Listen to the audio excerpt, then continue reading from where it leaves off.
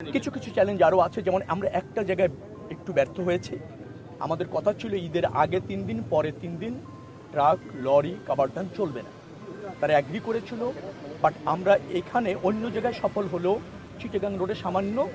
আর এখান থেকে যদি ঢাকা থেকে বগুড়া, মানে আমি বলছি যমুনা সেতু হয়ে যে রাস্তাটা আছে, সেখানে আমরা এই ট্রাক, লরি এবং কাভার্ড ভ্যানগুলো চলতে করতে পারিনি। ব্যাপক হারে এসেছে এবং যে যান চলেছে তার প্রায় 60% ট্র্যাক হয়ে গিয়েছে, যার জন্য ওখানে একটু চাপও বেশি হয়েছে।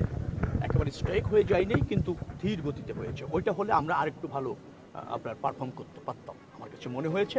তো সেটাতে আমরা ফোকাস দিয়েছি এবং এবার এই সিদ্ধান্ত হয়েছে মন্ত্রণালয়ে যে আমরা ওই এলাকায় গিয়ে, অর্থাৎ টাঙ্গাইল, সিরাজগঞ্জ, বগুড়া, গাজীপুর, ওই এলাকার ট্রাক মালিক যারা আছেন, বাস মালিক যারা আছেন, যারা লোকাল বাসও অনেক সময় হাইওয়েতে চলে আসে, যেহেতু যাত্রীর চাহিদা আছে। হাইওয়েতে চলা ধরেন রুট পারমিটও নেই ঢাকা থেকে বগুড়া যাওয়ার, কিন্তু গাজীপুরের এক বাসে লোক নিয়ে বগুড়াতে চলে যাচ্ছে। আরেকটা চ্যালেঞ্জ হয়েছে সবচেয়ে বড়, যে যমুনা সেতুর উপর আমাদের ৭৯টি গাড়ি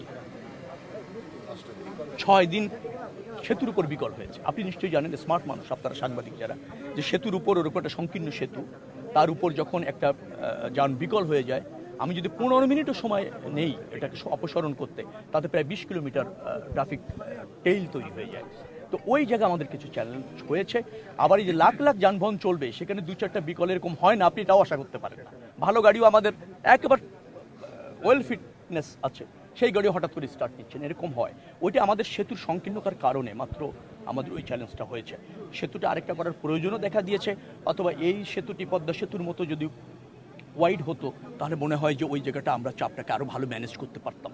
এরকম দু একটা জায়গায় যেখানে ব্যত্যয় হয়েছে, আমরা চিন্তা করছি আগামী কুরবানি দিতে। আর আগামী কুরবানি দিতে আরও বড় চ্যালেঞ্জ, সেটা হচ্ছে এখন তো 1.5 কোটি মানুষ ঢাকা ছাড়লো, সেখানে 1.5 কোটি মানুষ ঢাকা ছাড়বে, আর 1 কোটি কুরবানির পশু কাছাকাছি ঢাকায় আসবে, অর্থাৎ 2.5 কোটি যাত্রী।